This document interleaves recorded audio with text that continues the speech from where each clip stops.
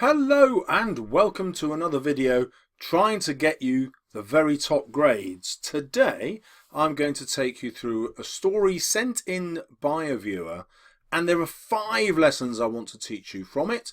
You will obviously learn more than this, but this is what I'm going to focus on. Crucially important, this student rewrote the story because they realised that the reader wouldn't connect with the character. So he's changed it, and that allows me to teach you how to get your reader to connect with your character. He's now using a simple technique that I teach in most of my videos about writing, and it's simply starting each sentence with a different word, and you'll see what a massive difference that makes. Then I'm going to show you how, if you just focus on the verbs you're using, your mark will go up dramatically. Number 4 is the big secret technique that all writers use, and I call it secret. It's not really a secret, but it's a secret in the sense that teachers tend not to teach it. Instead, they teach these 3: metaphor, personification, and simile. There's nothing wrong with that. I'm going to show you how effectively he uses those, but I'm going to argue that contrast is nearly as important as all 3 of those put together. Well, let's look at some of the story. Private B156 gazed at the crimson horizon over the hill. That's when he realised a line of black figures was stampeding towards them. Run, he thought, but he couldn't. He was a concrete statue, cemented into the ground in fear. Though suddenly a storm of bullets pierced the air. Ducking and diving, he edged towards the barracks. Okay, well, let's start with contrast. So he begins still. He's simply gazing. This is a very still verb. But this is contrast to the figures in black who are stampeding. Then he picks up the urgency with run, but again there is immediate contrast. He can't. He's cemented into the ground in fear. Now you can start to see how he's using metaphors to help here. So he was a concrete statue. Now what's interesting here is statues are normally made out of marble and they're precious. And by introducing this contrast to that precious material, making it concrete, suddenly the statue is so much easier to destroy. Because he is going to be easy to destroy. Why? Because he's cemented into the ground and therefore can't avoid the bullets that are coming.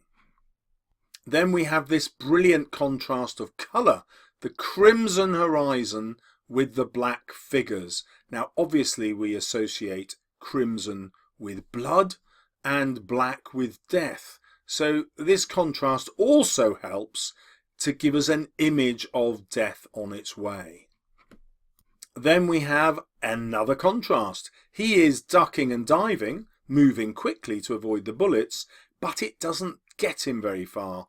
With this verb edged, we realise that he's only inching his way towards the safety of the barracks. So again, the contrast gives us the predicament that he's in, the danger that he's in.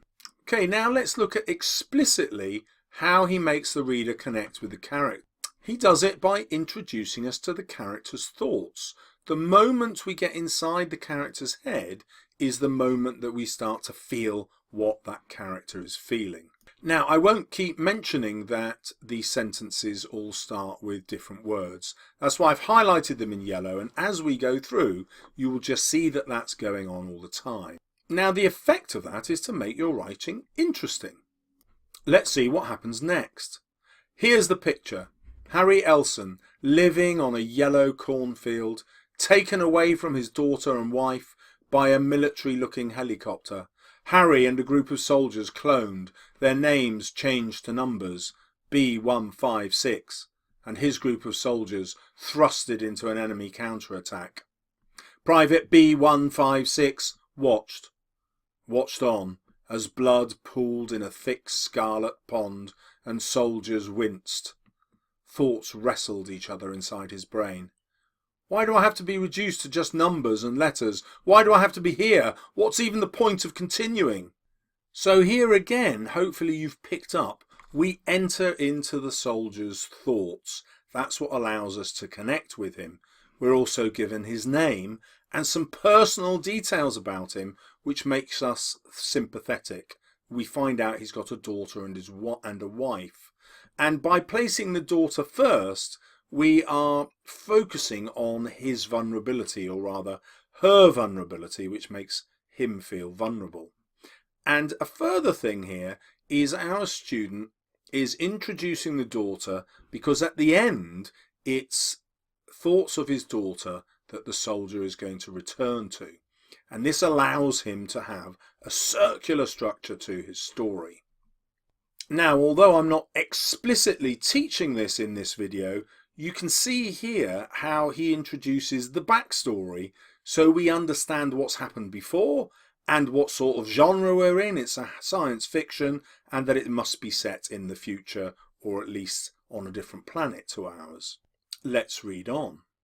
But something clicked. A fuse lit inside him, making courage flame through his skin. If he survived, he could see his daughter, his lovely daughter with her puppy-like eyes and her dazzling knitting projects, a real life. Baring his teeth, he thrust himself forward, advancing up the hill.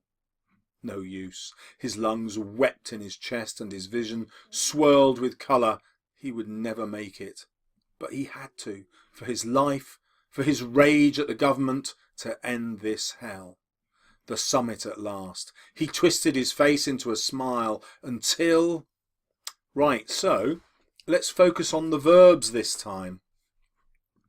The fuse lit inside him. Here it's quite a violent image which goes with the fuse, the explosion. The courage is coming to him, but look at the verb he uses. It flames through his skin. Look at the power of rage he's got and the courage that he's got now.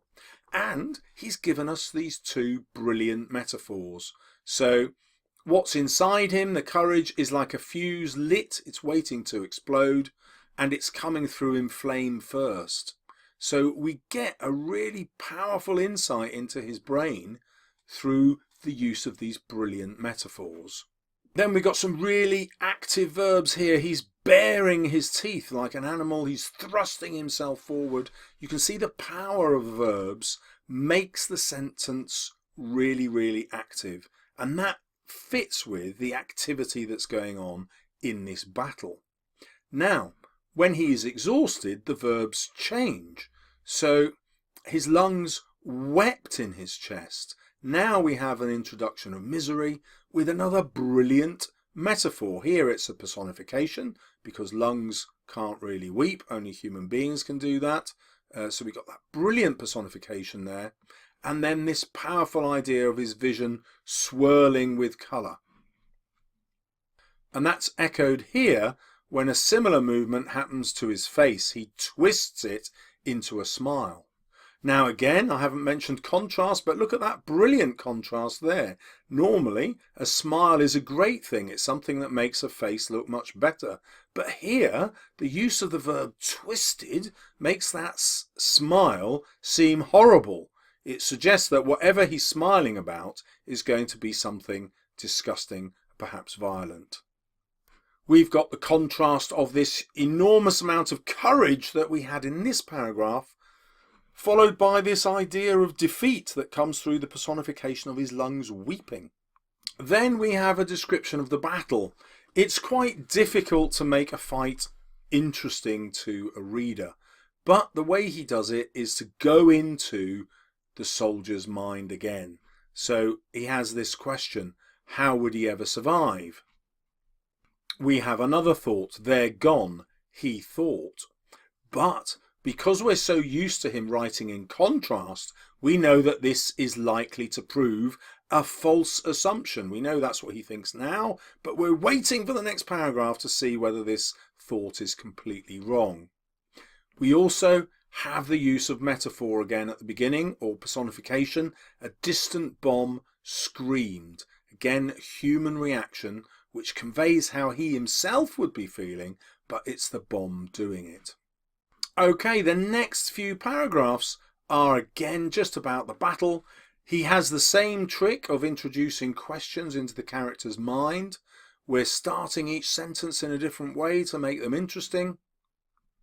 And we've got contrast everywhere. I'll just take you down to this one. He could retreat and find additional cover, or he could die, give up. And again, we've got a reason to keep reading. We're wondering which part of the contrast the writer is going to go for. Again, because it's very difficult to make a battle interesting to the reader, he turns to the use of metaphor and personification. So here, after an explosion, a tangled mass of flesh and blood danced through the air. And so the personification is a brilliant contrast here, because a dance is something joyous and elegant, whereas here it's not, it's a tangled mass of flesh, something that signifies death of many people. Tangled is a brilliant verb to use here because it shows us how wrong this death is. We can't even see the bodies as single dead bodies. They're all in one flesh massed together. Perhaps he's also read War Photographer. It's that one of the poems in your anthology where it's compared to intoning a mass. That could be something that's going on here. And if you think about the Armitage poem, where it ripped through his guts, here we've got the idea of ripped the sky, another metaphor. I like this because stealing the metaphors from the poetry means that you know you're using metaphors that work. They've already been tried and tested by an expert. And then the idea of the soldier shooting the looter through the stomach, and so that you could see the sky through the hole in his stomach that we have in Remains, is brought up here beautifully. Well, it's a horrible image, but it's beautifully crafted. He collapsed, his guts beginning to unzip. A horrendous image, but it actually works brilliantly, and also places the death in slow motion so that we feel ultimate sympathy for this man who we've been following throughout the story. The story finishes with contrast. In front of him was the sky, the blue velvet, blue entirely optimistic, and velvet a promise of softness. And I love this because it allows him to make a link through the material velvet to the knitting projects that his daughter did. And you probably wondered why he introduced a knitting project to talk about his daughter. Now we know. It actually knits the story together. We come to the ending, which refers back to what went on before, which gives us that lovely circular narrative that the examiners love so much. Then we've got this lovely image of him wanting to cradle her with warm and protective hands, but of course he can't because he's about to die. And again, that's a way for us to connect with the character. We're brought back to what matters to him most and to his final thoughts. A tear slid down his face. Then, amidst the bloodshed around him, he closed his eyes to blackness, and another number faded away. And there's a real softness to this ending, which of course is a contrast to the battle and a contrast to how he hopes the reader is feeling. It's just fading away, which actually isn't true. We've seen him being ripped apart in the description. So this contrast is a really effective way for us to focus on his death rather than being repulsed by the violence. Another way he uses the circular narrative is to contrast that red of bloodshed with blackness again, which we had right at the beginning of the story with the crimson and those black figures stampeding towards him. And then finally we've got this idea of pathos, that the soldiers have become people who are identified only by their numbers. Remember, his name was Harry. Now he's just a number. So in life he's faded away to be a number, and now in death even the number has faded away. It's a really elegant way to end the story. Now you probably noticed there were some paragraphs that I didn't read through with you, and that's because they weren't brilliantly crafted. So this writing that you've just seen is probably a grade 7. But if you take a sneaky peek inside my guide to writing the short story, one of the great things about Amazon is it allows you to click on look inside, and you can see what's inside the book.